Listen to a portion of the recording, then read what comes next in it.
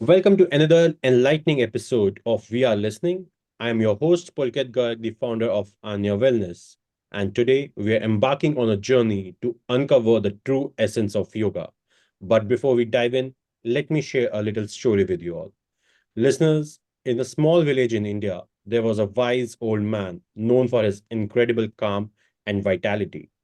Every morning, before the sun rose, he would be found by the river, gracefully moving through a series of poses and breathing exercises. The villagers were curious and asked him the secret of his practice. He simply smiled and said, "This is yoga. It's not just exercise, it's a way of life." And today we are privileged to have a remarkable guest who embodies this philosophy. Basanti Pathak has been immersed in the world of yoga since the tender age of 4. Taught by her father, she is the founder of Pathak Yoga, a leading provider of yoga and mindfulness services for corporate environments. With a diploma in yoga and naturopathy, a master's from Bonn University, and studies at Harvard and Clark University, Basanti is a wellspring of knowledge. Welcome, Basanti. Thank you so much for having me, Pulkit. Pleasure is all mine. It was such wonderful conversations having with you before we got onto this podcast recording. And the authenticity that you bring in with yoga, that's something that really got to me. And I thought I need to have you on this podcast and you need to discuss on the authenticity front. Thank you. I'm happy to do that. So, Basanti, before we dive into this conversation of question and answers, let's hear from you your journey, how your life has been, and what brought you to yoga. Yes, so yoga has always been a part of my life, really, for as long as I can remember. My father is Indian and comes from Nainital. And, when he grew up, there was no smog. It was the beautiful mountain air of the 60s. And he then went on to Germany to study mineralogy. And in his semester holidays, he worked at Bayer Lanxess in a lab. And he knew all of that because he'd done a BSc in physics. So he had a good time. He made lots of money. He spent a lot of time in the lab and was exposed to a lot more fumes than he normally would have been. And that sparked asthma in him.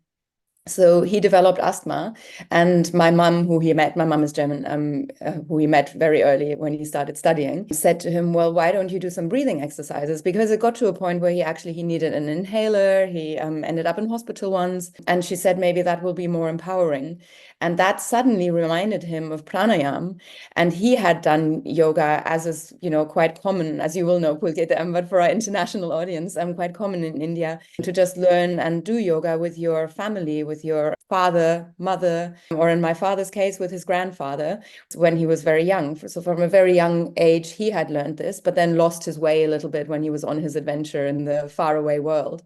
So when he remembered that and actually cured himself, his asthma, through pranayam, he wanted to share that with his daughters. So I was 4 years at the time. My sister was 6 years old.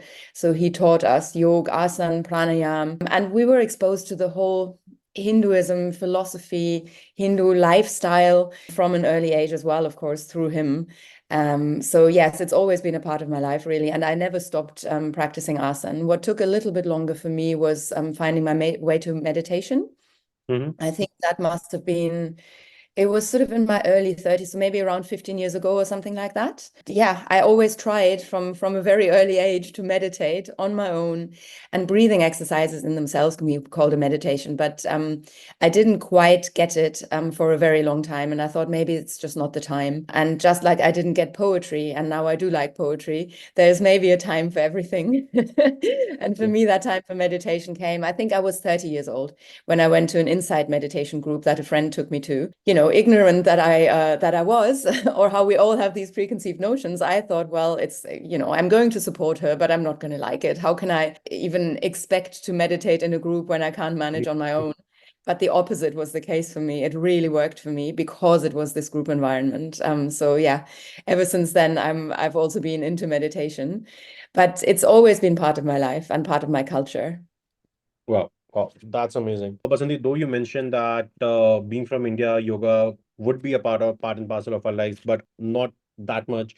It's always that we say in Hindi, like, ghar ki murgi dal barabar. So, like, your self-possessions are often undermined. Yeah. certain pockets in India. Yoga is not that very well practiced, but yes, in last 5 years, 6 years, or I would say probably one last decade, yoga has been on the rise with our current Prime Minister, or announcing the International Yoga Day on 21st June. We have that coming in soon next month. That has brought a lot of awareness about yoga, and then Baba Ramdev also doing his bits around with on the television every morning, 7 to 8 or 6 to 7. He broadcasts Anulom Vilom, Kapal Bhati, but help our listeners understand what is yoga beyond just Anulom Vilom and Kapal Bharti? Because for many people out here in India, I'm not sure of the Western world, but yes, in India, if they just perform 2 minutes of Anulom Vilom and Kapal Bharti, they have done yoga. Mhm. So Mhm. if you can just help our listeners get an insight that yoga is much more beyond just these two pranayamas. Yes, I can do that. And it's a good question. I love answering that. Well, first and foremost, yoga is about achieving moksha, mukti, nirvana, enlightenment, liberation, whatever you want to call it.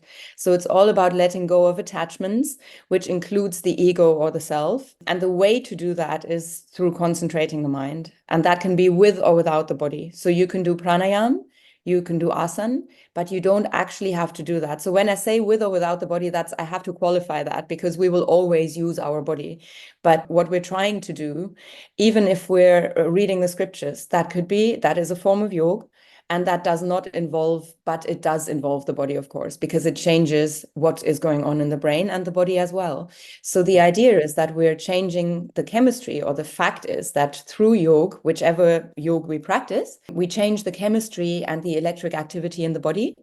And ultimately, through that, we will change the architecture of the brain, which will then lead to enlightenment, or any of the other words, terms that you can call it. And one of the ways, so often yoga is translated as from yug, from called unity, and that is right. We are searching for unity. We are searching for non-duality of our life, unity with other people, with nature, with the universe, with all vibrations around us. And that non-duality, this us versus them, the separation has to stop, and we have to look at harmonious coexistence. And something that I think is a really nice symbol of that would be the rangoli. So these olden, well, not old, they still exist. I mean, in fact, I have a very, there's all sorts of Instagram accounts that focus on them, but they're really traditional patterns drawn in the ground with rice flour. And I'm obviously explaining that for the listeners, you'll know. So patterns of lines and dots that could symbolize man or woman or a womb or stars. And in fact, astrology could also be considered yoga because it is alignment. It's alignment of any two things. And I think that is a beautiful motif, so to speak. Another thing I would like to understand, Basanti, like for a lot of people who are just getting onto yoga, they're getting introduced, like you got introduced to it at a very early age, but yes, you realized its place in your life at the age of 30. Now, you come from a background where your family made you understand what yoga actually is, what it means, what are the roots of yoga. But for many people, it's all just the buzzwords that they are listening to. Vinyasa yoga, hatha yoga, and I myself have lost a track of the different forms of yoga that have been introduced out there. Even there have been various fusions that have been introduced in the market with beer yoga coming in and a lot of other things, but not Yeah. diverting too much on that. But if you can, elaborate briefly on each type of yoga that is there, for what purpose these yogas are there, these forms of yoga are there, and how can one really start their journey? Which should be the very first form of yoga they should Mm. start off with? Yeah. I think that depends on who you are. So let me focus on asana and Hatha Yoga because all these types that you've mentioned really sit within the Hatha Yoga tradition. I know most people call it Hatha Yoga, or in the West they call it Hatha Yoga. Mhm. One thing I'd like to point out is that there is no th sound as we have in English, in the English language, in Sanskrit. Looking at the Sanskrit, and this is the root of all the types of yoga or styles of yoga that we see in the West and now in India as well. They've been exported back to India from the West as, like, packaged in, do this now. And India seems to have been embracing it, which I find a bit of a shame, I have to say. But when we talk about these styles of yoga, we talk about how do you practice your asanas? Do you practice them fast or slow? If you practice them slow, is that a grounding and relaxing practice? Or is it a very challenging practice, challenging for the body, challenging for the mind? So there's so many different ways. And I could tell you a lot about restorative yoga, yin yoga, the slower ones, the ones that are quite meditative, about rocket and ashtanga yoga, vinyasa, which is, the flow, the flowing movement. So practicing your asanas not by holding in stillness, but by flowing through different postures in sync with your breath. That is, replicated in many others as well. Ashtanga yoga, rocket yoga. There are so many out there. I can't even think of enough right now. But the idea with these is really just how do you practice your asanas? And often I think what has happened is that people have commercialized yoga in order, to make money from it. And people come up with all sorts of yogas, like you said, beer yoga, etc. And even if you don't think it is something, take Iyengar, for example, very much within the Patanjali, the Sutra tradition, starts actually by invoking Patanjali every Iyengar class. And he was very much invested in that, even though he was focusing on asanas. And the Yoga Sutras don't really focus so much on asanas. It's again, it's about a way of life. It's about a path to enlightenment and a way to make that happen, the Moksha Shastra, so to speak. But Iyengar, I would say, is someone who did an exegesis of yoga in a way that is done, or of a particular scripture of the Yoga Sutras, and that involved asanas to him. But like I said, it doesn't have to. So we have so many different, Hatha Yoga is essentially all about the physical, taking the body in order to outgrow the body, in order to make something of the body, like optimize the body so you don't have to worry about the body anymore. And Ayurveda is really important within that as well, because if the body isn't healthy, then how can you focus on enlightenment? You can't, is the answer. But then there's Bhakti Yoga, the yoga of devotion. Within that could sit mantra or also kirtan, chanting. If you chant after some of that, so that's devotional. It could be reading the Bhagavad Gita, the Vedas. There's so much within one particular tradition or one particular path.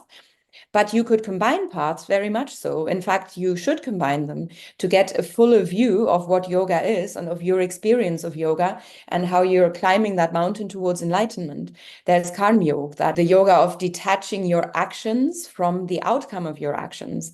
And that is a particular hard one in a world where we're constantly seeking rewards and we want to be rewarded. And we want to be rewarded in so many different ways. Constantly, we're seeking these things. No matter what it is we're doing, we want the next dopamine hit. And then there is Dhyan Yoga, obviously, the yoga of meditation, Kriya Yoga, the yoga of action. But none of these paths are mutually exclusive. In fact, you would do yourself a disservice if you focused on just one.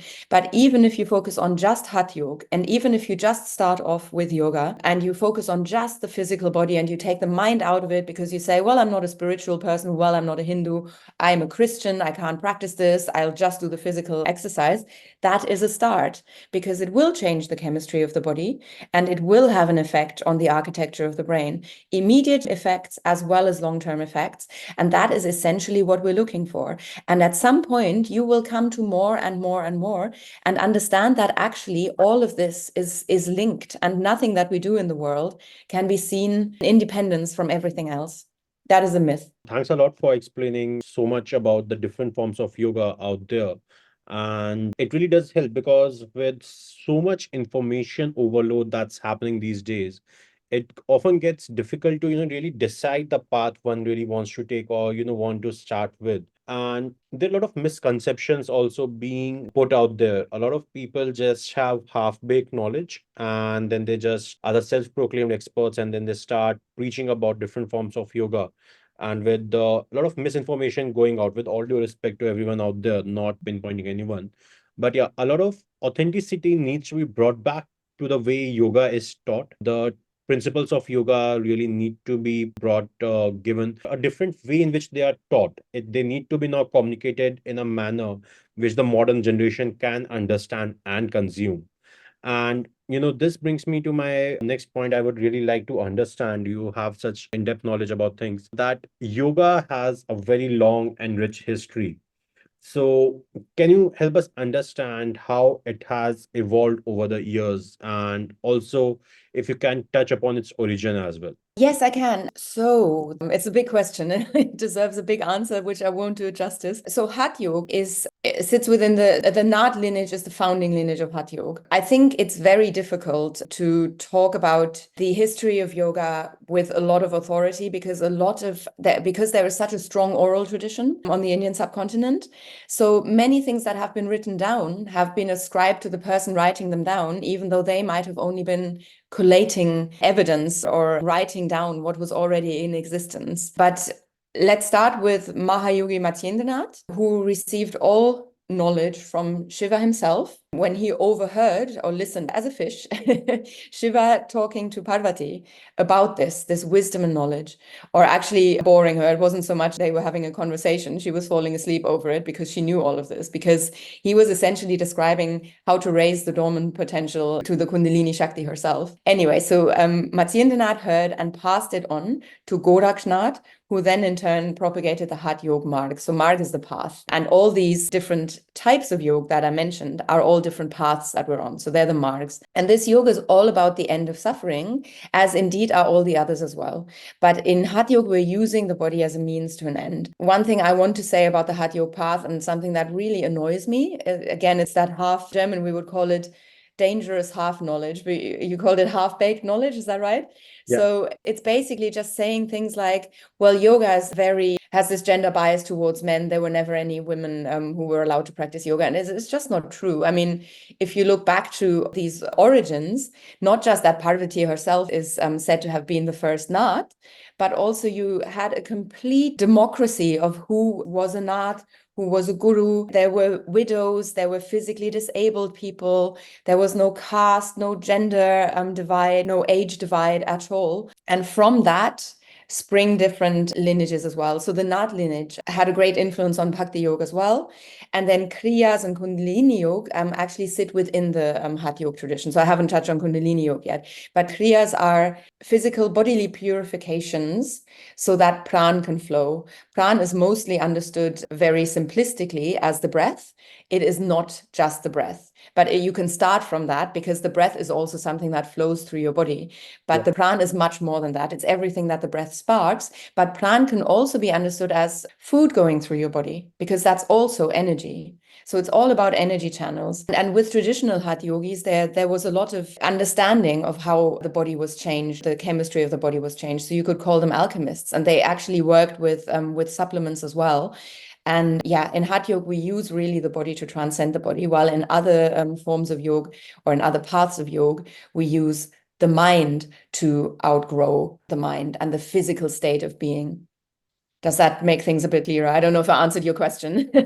No, surely it does. And I hope it establishes a foundation for our listeners to start their research on the origin of yoga and Yeah, how it has it is evolved. so complex is the thing, there is so much to be said about it, so much to be learned. And Mhm. I'm a big fan of self-study, which has somehow gone out of fashion, or maybe it was never a thing in the West, I don't know. But it's all about 200-hour teacher degree, 800-hour teacher degree, 20-hour teacher training. And it really shouldn't be that. You can do that. And if they're good training programs, which many are not, I would say, then that's fine. But there's nothing better than self-study because you have this brain. Use the brain. Don't listen to something that someone else, it's fine, but all of it is an interpretation of someone else's word, of a scripture, of something else. You need to do the studying yourself. That is the responsibility that you have if you want to be a guru. But the problem is most people don't want to be a guru. They see themselves as a yoga instructor, meaning they lend a bit of, it's more of a fitness thing. It's more like we're using the yoga language or the asanas to get inspired to do a different workout. And in America, they have things like yoga sculpt, where you pick up weights and you get called names while you pick up these weights. So there's, and then there's a warrior one in there. So it's completely taken out of context and has nothing to do with the actual source. Hence, can also not have to do with what the ultimate goal is. And that's the thing. It's like the story in the Mahabharata of Are you focusing the Pandavas? I think, God, I better get this right, but I think the Pandavas are all being taught how to shoot the bird. I think is it bird or fish? I should really know this. Anyway, you'll know the story. You can tell it better. But basically, everyone is focusing on something else. They're focusing on the light, the sun, the tree, and only one person is focusing on the prey, on the target. That is focusing on your goal. Know your goal, and then how you get there doesn't matter. Which path of yoga you're choosing is it doesn't matter, but you need to know what your goal is, and the ultimate goal is enlightenment. The actual essence has been lost somewhere or the other. I have read it some different sources and even seen a lot of different the modern content that we get to consume in a lot of documentaries and all. That yoga used to be the very crucial part of our daily life schedule. If we go back some decades, yoga used to be the very starting thing we used to do after our morning chores. But as you rightly mentioned, like the self study has gone out of fashion, practicing yoga has also gone out of fashion. It's all about just hustle bustle culture that's been, invading our lives. And everybody's just embracing it while they might not be in the enlightened minds. Whenever they get that thought, okay, it's getting too much, they are burnt out. They're like, why are we in this hustle bustle culture? But comes Monday morning, they're back in their cars driving to their offices or sitting, opening up their laptops and starting to work. But nobody is taking that conscious call on why are they doing what they are doing. So that's something really, concerns me at times. What are your Yeah, thoughts? absolutely. It's same thing, but this is why I think this is so much more important than it was back then, when the challenges that we have today are so much more. The challenges to our brain, to our whole nervous system, are so much worse than what we're dealing with in this current life and in the life that we have created in this industrialized, post-industrialized world are so much more than anything our body has ever had to deal with. And look at what we're doing. I mean, we're putting ourselves out there, and what we're saying here is going out to the whole world. If you're on Instagram, if you're on any other socials, whatever you say, whatever you put out there is out there for everyone to judge. That is not normal. We used to have a community, and that community would be with us, and we would know this community. Now everyone can say whatever they want, and everyone can judge whoever they want and say the nastiest thing about people that happen to be stars, that happen to be known, and somehow they think that's okay. And that is not okay for the body. That does something to you, and that will have an effect on your brain, because everything has an effect on the brain. So we need yoga now more than ever to keep us sane, to keep us from going absolutely crazy.